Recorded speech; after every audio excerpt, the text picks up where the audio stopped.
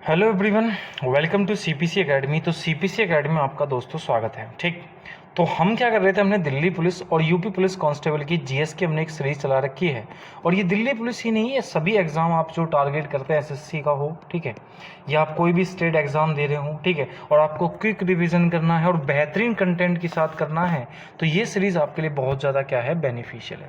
आपको पता है कि भाई 1 सितंबर से आपके दिल्ली पुलिस के फॉर्म आने वाले हैं और उसके बाद आपका कुछ टाइम बाद यूपी पुलिस आएगी जो 50,000 के समथिंग आने की उम्मीद है।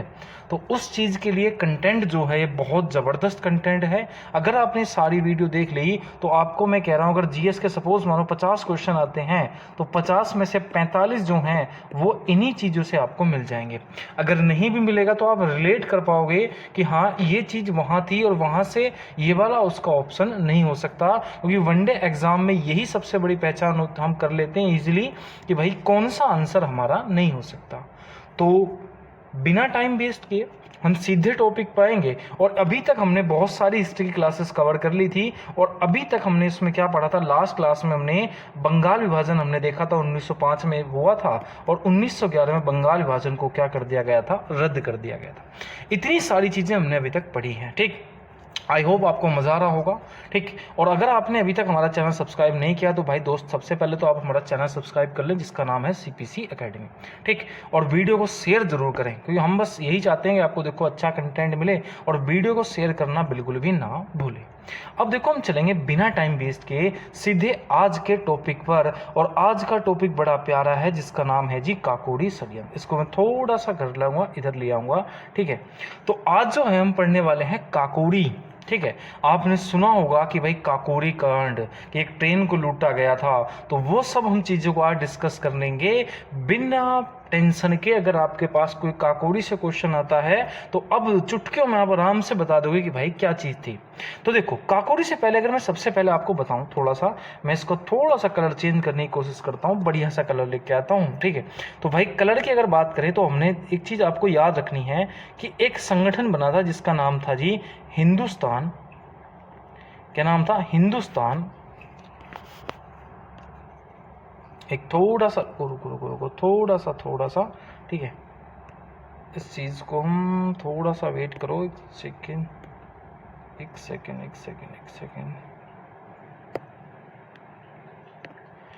तो भाई एक संगठन था जिसका नाम था हिंदुस्तान रिपब्लिक एसोसिएशन। ठीक, हिंदुस्तान रिपब्लिक एसोसिएशन जो था इस संगठन की स्थापना करी थी आपकी एक व्यक्ति था जिसका नाम था सचिन सान्याल।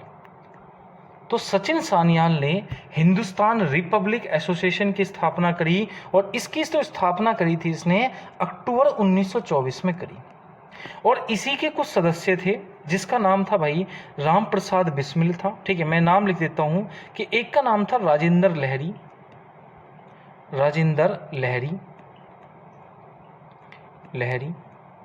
एक का नाम था राम प्रसाद बिस्मिल।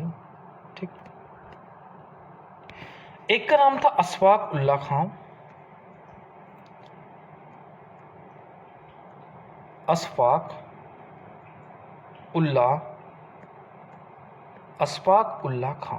ठीक, तो ये व्यक्ति थे, एक का नाम राजेंद्र लहरी, ठीक है, एक का नाम राम प्रसाद बिस्मिल, एक का नाम अशफाक उल्ला खां, और एक व्यक्ति और बच गया, इसका नाम था रोशन लाल। और एक व्यक्ति का नाम था चंद्रशेखर आजाद। ठीक है, तो ये इसी पार्टी के सदस्य थे, किसके? हिंदुस्तान रिपब्लिक एसोसिएशन के। ठीक, तो इन्होंने सोचा, किसने भैया? राजेंद्र लहरी ने, राम प्रसाद बिस्मिल ने, ठीक है, अशफाक उल्ला खां ने, रोशन लाल ने और चंद्रशेखर आजाद ने, कि भैया एक ट्रेन आ रही है जो आपकी कहाँ से कहाँ तक आएगी। तो ट्रेन आपकी सहारनपुर चल रही है, ठीक है, और सहारनपुर से सीधी आ रही थी लखनऊ। अब ट्रेन आ रही थी, इनको पता चला, वहां से एक न्यूज़ मिली कि भाई इस ट्रेन में जो आपको चित्र दिखाई दे रहा है कि इस ट्रेन में क्या है, ब्रिटिश खजाना है। और लखनऊ से कुछ किलोमीटर दूर जो है एक स्टेशन पड़ता है, अगर आप जाओगे लखनऊ, तो जिसका नाम है काकोरी। ठीक, तो इन्होंने क्या कर लिया, उस ट्रेन को लूट लिया 9 अगस्त 1925 को। मतलब ब्रिटिश खजाना लूट लेते हैं 9 अगस्त 1925 को। अब भैया जब ब्रिटिश खजाना लूट लिया तो भाई चंद्रशेखर, अब अंग्रेज भी चुप बैठने वाले थोड़ी थे। चंद्रशेखर आपका भाग गए, लेकिन अंग्रेजों ने किसको पकड़ लिया? इनको पकड़ लिया जी। किसको? राजेंद्र लहरी को, राम प्रसाद बिस्मिल को, अशफाक उल्ला खां को और रोशन लाल को। और इन्हें क्या दे दिया भैया? इन्हें चढ़ा दिया गया फांसी पर। क्या चढ़ा दिया गया? इन्हें फांसी पर आपका चढ़ा दिया गया। और अशफाक उल्ला खां एक इम्पोर्टेंट क्यों है? क्योंकि भाई भारत के पहले मुस्लिम व्यक्ति जो फांसी पर चढ़ाए गए थे वो कौन थे?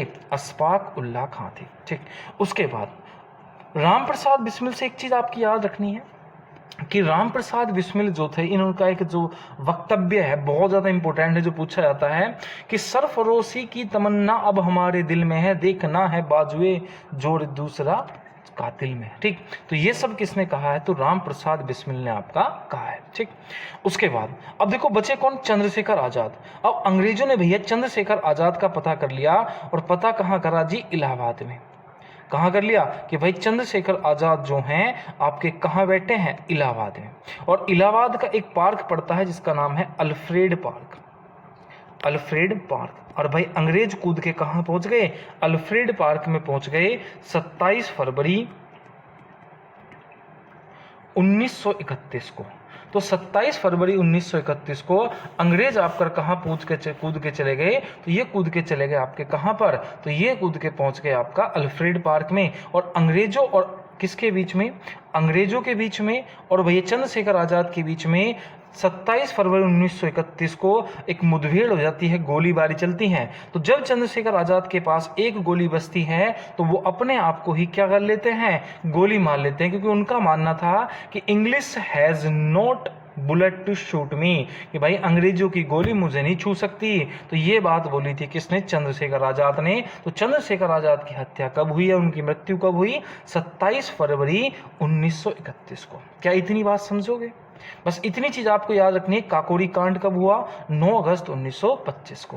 ये किसका क्या कांड था भाई? एक ट्रेन आ रही थी लखनऊ, सहारनपुर से लखनऊ।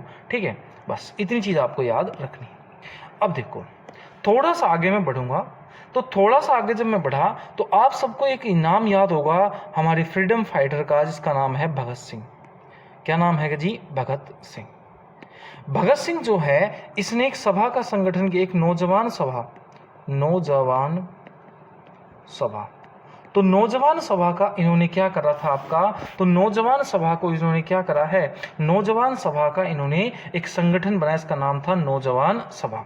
और नौजवान सभा का स्थापना करी थी इन्होंने 1926 में, इसकी स्थापना करी थी। और इसी नौजवान सभा के सदस्यों ने 1988 में क्या कर दिया? केंद्रीय असेंबली पर आपका बम फेंक दिया कि भाई अंग्रेज सोए हुए हैं, इनको जगाने का यही मौका है। और भैया हुआ क्या? हुआ ये कि भाई इसमें भगत सिंह को पकड़ लिया गया, ठीक, सुखदेव को पकड़ लिया गया, किसको पकड़ लिया गया?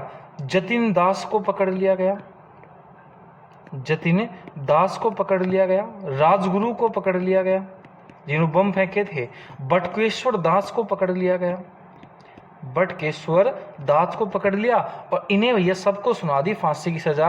लेकिन जतिन दास ने इनके बारे में बता दिया कि भाई इन्होंने बम बनाया, मेरा कोई हाथ नहीं है। तो वो गवाह बन गया, तो इसे भैया क्या दे दिया गया? आजीवन कारावास दे दिया गया। और अंग्रेजों ने भगत सिंह, सुखदेव, राजगुरु और बटकेश्वर दास को जो फांसी की सजा सुनाई थी वो आपकी सुनाई थी 14 फरवरी 1931 को। और भाई भगत सिंह का नारा क्या था? तो भगत सिंह का नारा था इनकलाब जिंदाबाद। और भगत सिंह को फांसी कब दी गई? तो याद रखना है 23 मार्च 1931 को भगत सिंह को क्या चढ़ा दिया गया था? तो भगत सिंह को चढ़ा दिया गया था आपका फांसी पर। तो 14 फरवरी 1931 को क्या हुआ था? इन्हें आपकी फांसी की सजा सुनाई गई थी। लेकिन फांसी पर कब चढ़ाया गया? 23 मार्च 1971 को। और नौजवान सभा के संस्थापक कौन हैं? तो आंसर दोगे जी आपका कौन है? भगत सिंह। ठीक, उसके बाद थोड़ा सा आगे बढ़े। एक क्रांतिकारी आंदोलन याद रखना है आपको, एक घटना याद रखनी है। घटना का नाम है कामा गाटा मारू। अब कामागाटा मारू क्या घटना है, सबसे पहले चीज समझो भाई। कामागाटा मारू एक घटना है जो 1913 के समथिंग की है, मतलब 1914 में हुई थी। कब हुई थी? 1914 में। हुआ क्या, एक व्यक्ति था, हिंदुस्तान का व्यक्ति, जिसका नाम था गुरुदत्त सिंह। क्या नाम था जी? गुरुदत्त सिंह। गुरुदत्त सिंह क्या करता है, एक जापानी जहाज आपका लिया इसने रेंट पर, और जापानी जहाज में कुछ भैया भारतीय बैठाए, और ये कहाँ पहुंच गया आपका? कनाडा जा पहुंचा। कनाडा पहुंच रहा था, तभी अंग्रेजों ने एक भैया घोषणा कर दी, अगर कोई जहाज सीधा कनाडा आता है, मतलब बिना कहीं रुके, वहीं बिना कोई स्टॉप लिए, तो आप उसे कनाडा में उतरन दोगे, लेकिन अगर वो जहाज कहीं रुक के आता है तो आप उसे एंट्री नहीं दोगे। और ये जो जहाज था कामागाटा मारू, ये भैया जहाज जो था ये रुक गया था आपका सिंगापुर। ठीक, तो सिंगापुर रुक गया था, इसको पता नहीं था कि अंग्रेजों ने ऐसी घोषणा कर दी है। तो जब ये कनाडा के बेकोर बंदरगाह पर पहुंचा, ठीक, तो बेकोर बंदरगाह पर जब इसने आपका लैंडिंग करी, तो हुआ क्या, जब इसने लैंडिंग कर ली तो अंग्रेजों ने भैया इसको कनाडा से क्या कर दिया? वापस कर दिया। और ये जब आपका बंगाल पहुंचा दोबारा से वापस होके, तो भाई जब भैया बंगाल पहुंचा तो भाई अंग्रेजों ने और इनके बीच में जो जहाज के व्यक्ति थे, इनके बीच में क्या हुआ? मुठभेड़ आपकी हो गई। तो जब मुठभेड़ हो गई, इसमें भैया जी ये घटना ही क्या कहलाती है आपकी? कामागाटा मारू की घटना आपकी कहलाती है। ठीक, बस इतनी चीज आपको याद रखनी है कामागाटा मारू की घटना से। क्या याद रख लोगे? ये 3 चीज आपको याद रखनी है। उसके बाद हम थोड़ा सा आगे बढ़ेंगे और अब हम चलेंगे जी आपका कहाँ पर? गांधी जी पर हम बात करने वाले हैं। कहाँ पर बात करने वाले हैं? गांधी जी पर हम बात करने वाले हैं। ठीक, तो सबसे पहले महात्मा गांधी की अगर हम बात करेंगे, क्योंकि अगर हिस्ट्री से क्वेश्चन आए और महात्मा गांधी से कुछ ना पूछा गया हो तो भैया ऐसा तो हो नहीं सकता। तो सबसे पहले अगर मैं बात करूं कि महात्मा गांधी का जन्म कब हुआ था, तो आपको याद रखना है कि भाई 2 अक्टूबर 1869 को महात्मा गांधी का क्या हुआ है? जन्म हुआ है। और कहाँ हुआ है? तो महात्मा गांधी का जन्म हुआ है गुजरात के पोरबंदर में।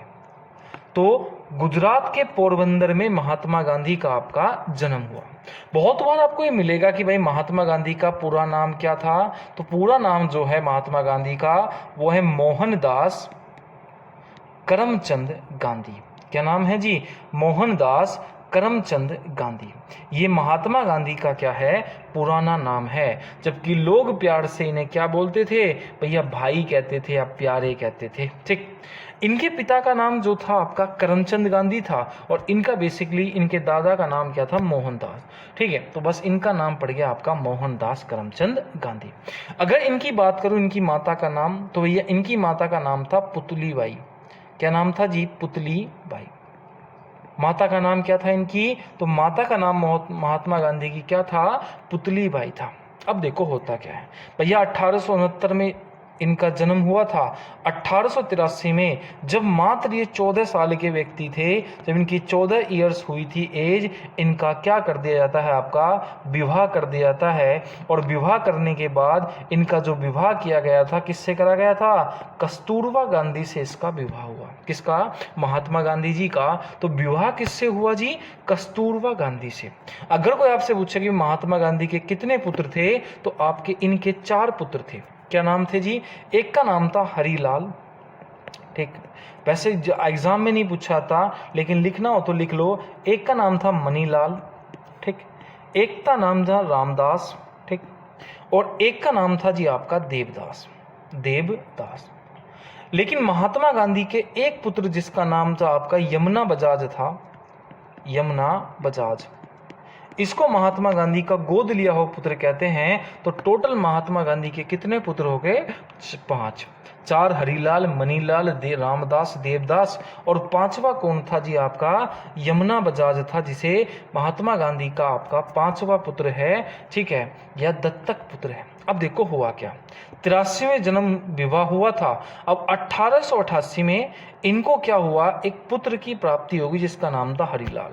अब भैया हरीलाल का जन्म हुआ, महात्मा गांधी जो है अब सोचने लगे कि यार करना क्या चाहिए, बच्चा भी बड़ा होगा। ठीक है, तो ये जो है आपका लंदन चले गए पढ़ने, और लंदन पढ़ने चले गए। ठीक है, पुत्र को पैदा करने के बाद अब लंदन पढ़ने गए। ठीक, लंदन गए और वहाँ पर इन्होंने वकालत की डिग्री हासिल करी और ये बन गए भैया बैरिस्टर बाबू। क्या बन गए जी? बैरिस्टर बाबू आपके बन गए। कहाँ पर? लंदन में आपका बन गए थे बैरिस्टर बाबू। अब देखो, इन्होंने भाई अपनी पढ़ाई पूरी की और पढ़ाई करने के बाद जो है वहाँ से LLB बैरिस्टर बन गए और पढ़ाई पूरी करने के बाद 1891 में ये आपका भारत आते हैं।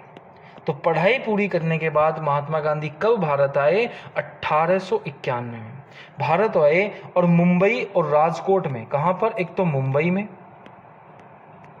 और राजकोट में जो है इन्होंने क्या करा था आपका भैया, इन्होंने वकालत स्टार्ट कर दी मुंबई में और राजकोट में वकालत करने लगे। तभी एक गुजरात का एक व्यापारी इनके पास आता है और गुजरात का व्यापारी का नाम था अब्दुल्ला, दादा अब्दुल्ला। क्या नाम था जी? दादा अब्दुल्ला। दादा अब्दुल्ला आता है और भाई वो कहता है कि जी देखो तुम मेरा केस लड़ लो। और केस उसका था कहाँ पर? तो केस था जी उसका साउथ अफ्रीका में, दक्षिण अफ्रीका में उसका केस था। ठीक है कि साहब आप चलो, कहाँ चलो? तो कहा, महात्मा गांधी ने कहा कहाँ चलना है? तो भैया आप दक्षिण अफ्रीका चलो मेरा केस लड़ने। तो भैया महात्मा गांधी जो हैं आपका अब दादा अब्दुल्ला का केस लड़ने जाते हैं दक्षिण अफ्रीका। लेकिन वहीं पर इन्हें एक चीज़ का सामना करने का मिलता है, रंग भेद का। रंग भेद क्या होता है कि भैया तू काला है, तू गोरा है, कैसा होता है? यही होता है आपका रंग भेद। तो महात्मा गांधी को दक्षिण अफ्रीका में क्या मिला? रंग भेद का आपका करने का, आपको क्या रंग भेद का आपका सामना करने का आपका मौका मिला। यह रंग भेद को इन्होंने देखा कहाँ पर? दक्षिण अफ्रीका में। अब देखो एक बार क्या था, ये दक्षिण अफ्रीका के एक स्टेशन पड़ता है, स्टेशन का नाम है Peter Martin station. Mahatma Gandhi देखो A1 क्लास में चढ़े भैया, ठीक है, पीटर मार्टिन स्टेशन पर। लेकिन इनके साथ क्या होता है, एक घटना होती है, क्योंकि उस स्टेशन पर या उस बोगी पर लिखा हुआ था कि कुत्तों को आना मना है और इंडियन जो व्यक्ति हैं उनका आना आपका मना है। तो महात्मा गांधी को क्या कर देते हैं लोग, स्टेशन से आपका फेंक देते हैं। ठीक, और उसके बाद जो है महात्मा गांधी आपका अनशन पर बैठ जाते हैं और फिर दक्षिण अफ्रीका वालों को या सरकार को दक्षिण अफ्रीका की महात्मा गांधी से क्या मांगनी पड़ी? आपकी माफ़ी मांगनी गई। तो भैया महात्मा गांधी को किस स्टेशन से आपका नीचे धकेल दिया था ट्रेन से? तो कौन सा स्टेशन था आपका? पीटर मार्टिन आपका स्टेशन था। ठीक, अब देखो अब हुआ क्या, इतनी बात हमने पढ़ ली आपकी। अब बात थोड़ी चीज़ों को हम जानेंगे। ठीक, महात्मा गांधी की अगर हम बात करते हैं तो महात्मा गांधी को आपने देखा होगा कि महात्मा गांधी जो हैं अपना जो राजनीतिक गुरु मानते हैं, तो वो राजनीतिक गुरु मानते थे गोपाल कृष्ण गोखले को। किसको? गोपाल कृष्ण गोखले। तो महात्मा गांधी अपना राजगुरु मानते थे किसको? गोपाल कृष्ण गोखले। और ये इनसे कहाँ मिले थे भैया? साउथ अफ्रीका में ही मिले थे जब ये आपका आंदोलन रहे थे। तो इन्होंने कहा कि देखो तुम अब बैरिस्टर तो ठीक हो, लेकिन तुम में जो क्वालिटी है वो एक लीडर की क्वालिटी है। तो महात्मा गांधी को इन्होंने लीडर बनने की प्रेरणा दी थी। इसलिए महात्मा गांधी अपना राजनीतिक गुरु की भैया मैं राजनीति में कैसे आया, किस व्यक्ति की देन है, तो वो मानते हैं किसको? गोपाल कृष्ण गोखले को।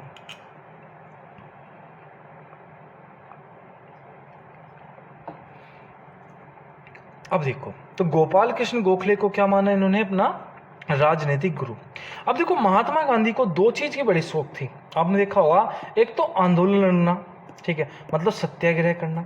अब आंदोलन लड़ने की इन्हें प्रेरणा, मतलब इन्हें कैसे पता चला कि कैसे आंदोलन लड़ना है? तो एक व्यक्ति का नाम याद रखना है, टॉलस्टॉय, कि कैसे आंदोलन लड़ना है। ये बात टॉलस्टॉय से इनको क्या मिली है? प्रेरणा मिली है।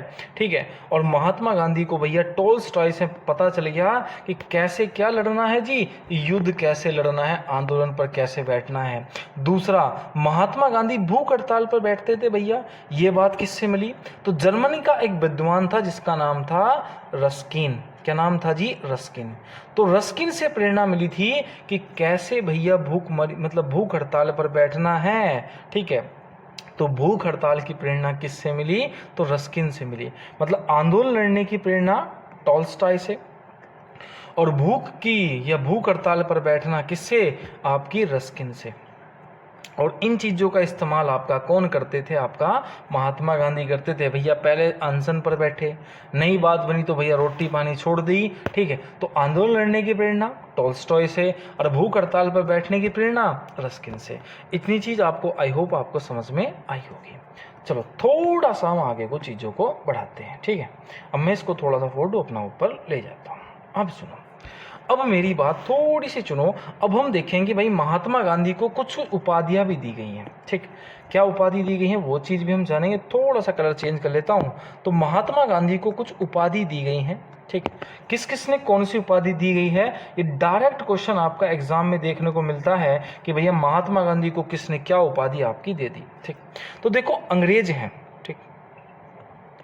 कौन है जी? अंग्रेज। अंग्रेज ने महात्मा गांधी को दो उपाधि दी थी। एक तो उपाधि दी थी सर्जेंट की, ठीक है। कौन सी उपाधि दी? सर्जेंट की। अब महात्मा गांधी को अंग्रेजों ने जो सर्जेंट की उपाधि दी थी वो क्यों दी थी? क्योंकि महात्मा गांधी ने क्या करा था, अंग्रेज महात्मा गांधी के पास आए थे और उन्होंने भारतीयों को ब्रिटिश सेना में शामिल करने के लिए, प्रथम विश्व युद्ध में भारतीयों का साथ मांगने के लिए आया था। तो अंग्रेजों ने का साथ देने के लिए अब ब्रिटिश सेना में बहुत से भारतीयों की नियुक्ति करवाई थी अंग्रेजों ने, अंग्रेज मतलब महात्मा गांधी ने। इसलिए अंग्रेजों ने इसे क्या कहा था? महात्मा गांधी को सार्जेंट कहा था, ठीक। और अंग्रेजों ने भैया सहयोग करा कि भाई हमारा सहयोग करा है, इसलिए अंग्रेजों ने महात्मा गांधी को एक उपाधि और दी है। तो ये उपाधि दी है केसर ए हिंद की। तो अगर कोई आपसे पूछे कि भैया केसर ए हिंद की उपाधि किसने दी है, तो महात्मा गांधी को केसर ए हिंद की उपाधि किसने दी? अंग्रेजों ने, ठीक। उसके बाद एक व्यक्ति आपने सुना होगा, रविंद्रनाथ टैगोर। क्या नाम है जी? रविंद्रनाथ टैगोर। तो रविंद्रनाथ टैगोर ने जब इन्होंने चंपारण सत्याग्रह कर लिया था आपका 1917 में, तो रविंद्रनाथ टैगोर ने इन्हें एक उपाधि दी थी महात्मा की। तो अगर कोई आपसे पूछे कि भैया महात्मा की उपाधि किसने दी है, तो आप आंसर लगा दोगे बिना आंख बंद करे कि भैया इन्हें जो महात्मा की उपाधि दी है वो रविंद्रनाथ टैगोर ने आपका दी है, ठीक। अब कोई अगर आपसे पूछ ले कि भाई बापू की उपाधि किसने दी है, तो भाई बापू की जो उपाधि दी थी वो दी थी आपकी नेहरू ने, जवाहरलाल नेहरू ने कौन सी उपाधि दी? बापू की उपाधि आपकी दी है।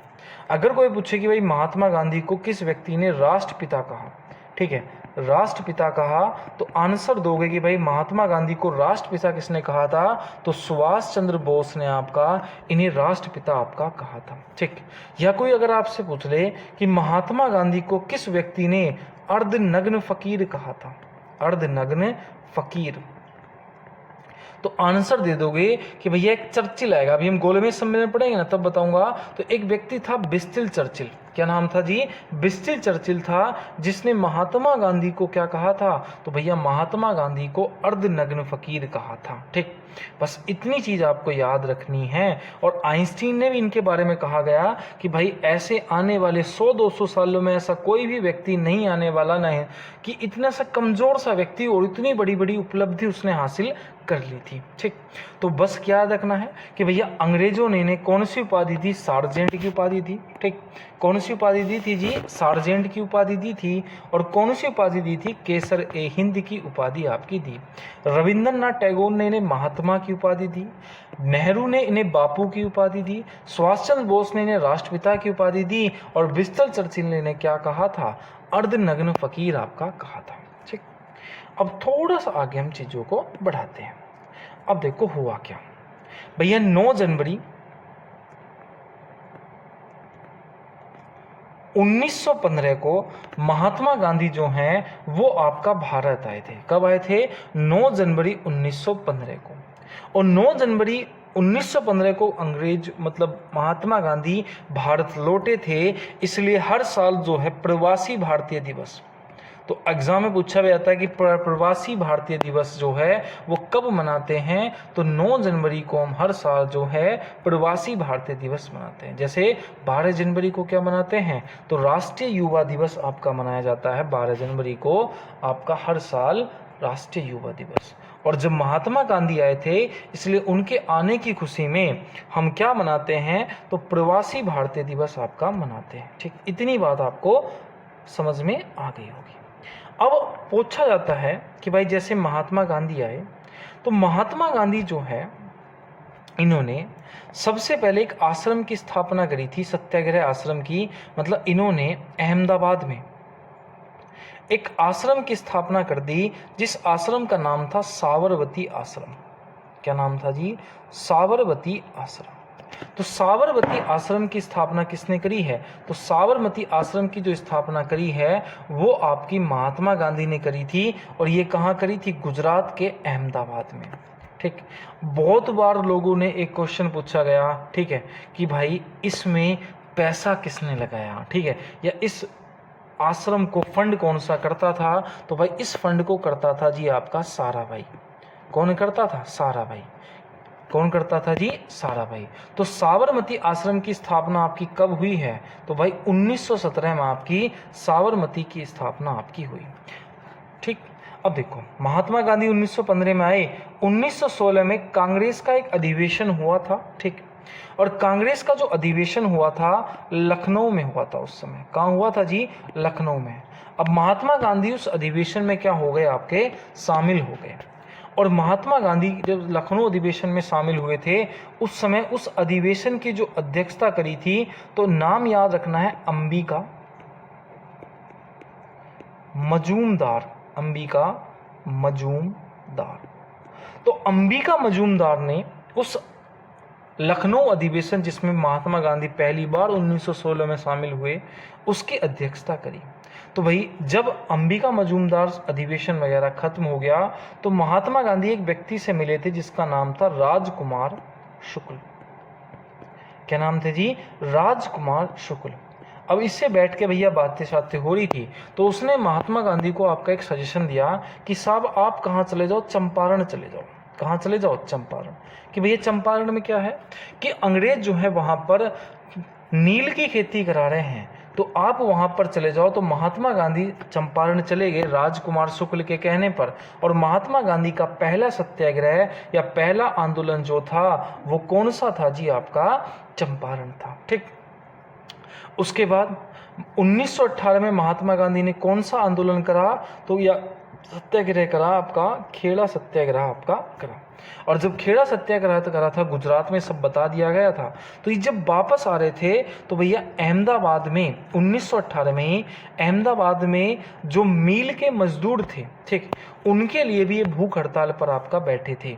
महात्मा गांधी देखो युद्ध लड़ने के उनके 4 कारण थे। थोड़ा सा आगे बढ़ लेता हूँ। तो महात्मा गांधी 4 तरीके से युद्ध लड़ते थे। सबसे पहले भाई सत्याग्रह करते थे, अनशन पर बैठते थे। दूसरा, नहीं मानने अंग्रेज तो फिर भूख हड़ताल रख देते थे कि भाई मैं कुछ नहीं खाऊंगा। तीसरी बार अगर नहीं माने तो भाई अंग्रेजों का बहिष्कार कर दो, नहीं टूटे अंग्रेज। और चौथी चीज, अगर अंग्रेज जब भी नहीं माने तो हड़ताल कर दो, सब कुछ बंद कर दो। ठीक है, ये महात्मा गांधी के युद्ध लड़ने का आपकी तरीका था। पहला, भाई प्यार से बैठ जाओ अनशन पर बिना युद्ध लड़े। दूसरा, अनशन पर नहीं बैठ, जब भी नहीं माने अंग्रेज तो भूख हड़ताल कर दो, हम कुछ नहीं खाएंगे। तीसरा, जब भी अंग्रेज नहीं माने तो भैया क्या करो? अंग्रेजों की चीजों का बहिष्कार करो। ठीक है, और जब भी अंग्रेज नहीं माने तो क्या कर दो भाई? सब कुछ बंद कर दो। तो यही चीज था महात्मा गांधी के युद्ध लड़ने की प्रेरणा का स्रोत। आई होप आपको महात्मा गांधी का टॉपिक आपको समझ में आया होगा। अब हम थोड़ा सा आगे हम बढ़ेंगे और अब हम पढ़ने वाले हैं, ठीक है, मैं इसको थोड़ा सा नीचे ले आऊंगा। ठीक है, अब हम पढ़ने वाले हैं रॉयल एक्ट कानून। ठीक, रॉयल एक्ट कानून जो है, ठीक है, बेसिकली इस रॉयल एक्ट कानून जो है इसे काला कानून भी कहते हैं। क्या बोलते हैं इसको? इसको काला कानून के नाम से भी आपका जानते हैं। क्यों कहते हैं इसको काला कानून? ठीक है, क्योंकि ये जो कानून था रॉयल एक्ट कानून जो 19 मार्च 1919 को भारत में आया, और ये एक ऐसा कानून था जिसमें किसी भी व्यक्ति को आप पकड़ सकते हो बिना दलील के, बिना अपील के। ठीक है, अंग्रेज क्या देख रहे थे कि यार जितने क्रांतिकारी ना उनको उठा लेते हैं, ठीक है, और केस भी ना लड़ना पड़े, हम इस पर कितना ही जुल्म करें। तो इन्हें एक अंग्रेज जो है एक ऐसा कानून लेके आए जिसे हम बोलते हैं रॉयल एक्ट कानून, जिसे हम काला कानून कहते हैं।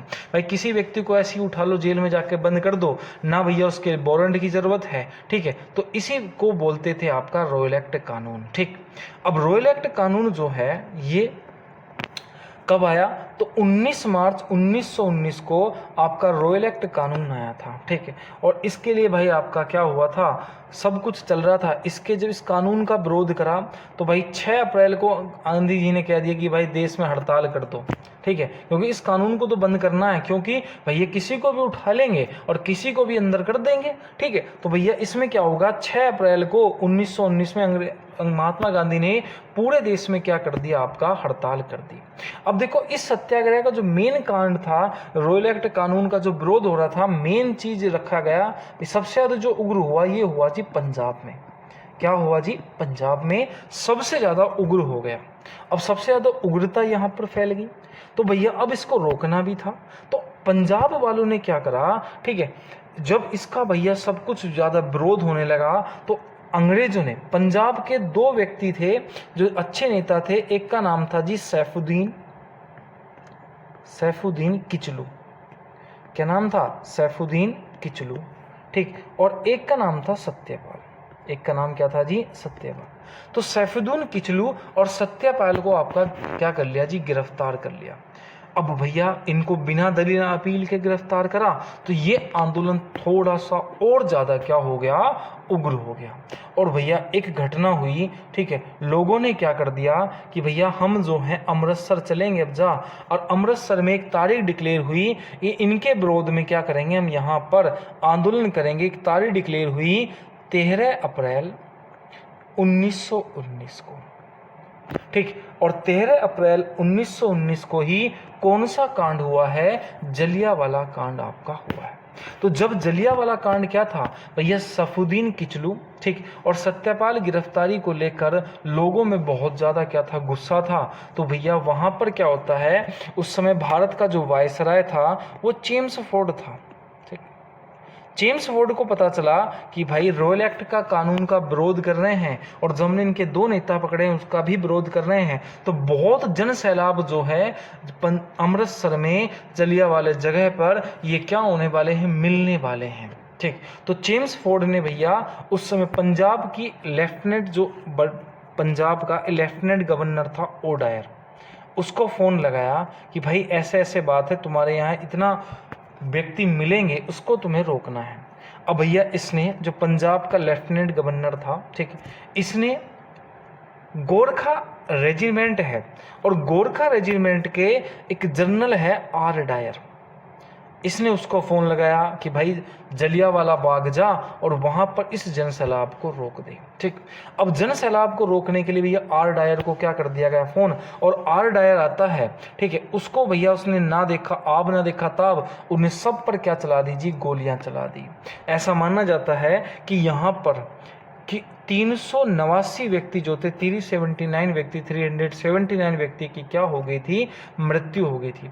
लेकिन आप खुद देख सकते हो कि चित्र में, कि इस चित्र में बहुत व्यक्ति हैं, मतलब ये जो आंकड़ा था ये बहुत ज़्यादा है आपका, मतलब 379 से ज़्यादा आपके क्या हुए थे, व्यक्ति मारे गए थे। अब बात यह है कि भाई चेम्सफोर्ड पर सुधार यह सूचना किसने दी, तो भाई जो गद्दारी करी थी एक व्यक्ति था हंसराज, उसने ही अंग्रेजों को बताया था कि भाई 13 अप्रैल 1919 को जलियांवाला बाग में ये व्यक्ति मिलने वाले हैं, ठीक। अब देखो भाई जलियांवाला बाग कांड हुआ, लोगों में क्या हो गया था, बहुत ज़्यादा विद्रोह आपका फैल गया। अब अंग्रेजों को क्या करना पड़ा भाई, कुछ तो करना पड़ा, तो इन्होंने आर डायर को भैया भेज दिया कहाँ पर, उसके लिए सबसे पहले तो भैया कमेटी बनाएगी। सबसे पहले क्या बनाएगी जी, कमेटी आपकी बनाएगी। कमेटी बनाई भाई, कमेटी ने कहा कि ठीक करा था, और इसको भैया प्रमोशन करके कहाँ भेज दिया, आपका लंदन भेज दिया, ठीक। जहाँ जाकर 1940 में उधम सिंह ने इसको क्या मारी थी, गोली मारी थी। लेकिन ध्यान रखना, उधम सिंह ने जो गोली मारी थी आर डायर को नहीं मारी है, किसको मारी है, ओ डायर को आपका गोली मारी थी, ठीक। इतनी बात आपको याद रखेंगे। और इसी, जब ये जलियांवाला बाग हत्याकांड हुआ था तो महात्मा गांधी ने अपनी केसरी हिंद की उपाधि छोड़ दी थी, रविंद्रनाथ टैगोर ने आपकी सर की उपाधि आपकी त्याग दी थी। इन सब ने आपका इतना काम आपका करा है। ठीक। और इस आंदोलन सही है नहीं है तो अंग्रेजों ने भैया एक दिखावे के लिए क्या बनाया था, हंटर कमीशन बना दिया था, ठीक है, जिसमें सारे के सारे अंग्रेज थे, थोड़े से हिंदू, थोड़े से भारतीय थे भैया। उन्होंने कहा कि ये सब कुछ सही था बस, और आर डेयर को कहाँ भेज दिया, आपका बाइज्जत बली करके आपका कहाँ भेज दिया था, तो इसको भेज दिया कहाँ पर, लंदन भेज दिया। इतनी याद रखनी है आपको, किससे, जलियांवाला बाग हत्याकांड से। अब थोड़ा सा हम आगे बढ़ेंगे भाई, थोड़ा सा आपको याद रखना है, आगे बढ़ें थोड़ा सा। अगला आंदोलन आता है होम रूल आंदोलन। कौन सा आता है जी, होम रूल आंदोलन। आज थोड़ी सी वीडियो लंबी है और ज़्यादा कंटेंट है। अगर आप दिल्ली पुलिस का पेपर दे रहे हो या यूपी पुलिस का पेपर दे रहे हो और जो हमने 1 घंटा पढ़ा है ना अभी तक, ठीक है, वो उसमें से एक क्वेश्चन आपको मिलेगा ही मिलेगा। This is the my challenge, ये गारंटी है, क्योंकि हमने प्योर क्रीम पढ़ी है। क्या पढ़ी है जी, प्योर क्रीम। तो दोस्त सबसे पहले या अकेडमी को या सीपीसी एकेडमी चैनल को सब्सक्राइब करना कर बिल्कुल करें, और वीडियो को जितना शेयर कर सकते हैं इतना फैला सकते हैं अपने दोस्तों के लिए कि भाई देखो कंटेंट पढ़ाया जा रहा है, ऑथेंटिक पढ़ाया जा रहा है, बिल्कुल भी बकवास नहीं हो रही है, बीच बीच में चटकुले नहीं छोड़े जा रहे हैं, बीच बीच में आपसे नहीं कहा जा रहा कि भाई सब्सक्राइब करो या करो, या कहानी बताई जा रही हो कि मोटिवेशन दिया जा रहा हो, ज्ञान दिया जा रहा हो, और ना PQRS के थ्रू कराया जा रहा है भाई, बिल्कुल डिटेल कराया जा रहा है, ठीक है। तो बताओ, लोगों को जोड़ने की कोशिश करो, बस इतनी चीज़ हम आपसे चाहते हैं, ठीक है। तो होम रूल आंदोलन चलो कल पढ़ लेंगे नेक्स्ट क्लास में। तो इसी क्लास को मैं इतना ही रखता हूँ, मिलते हैं नेक्स्ट वीडियो क्लास में। तब तक के लिए जय हिंद जय भारत। और आपको वीडियो कैसी लगे मैं कमेंट बॉक्स में आपको ज़रूर बताना है। मिलते हैं नेक्स्ट वीडियो में।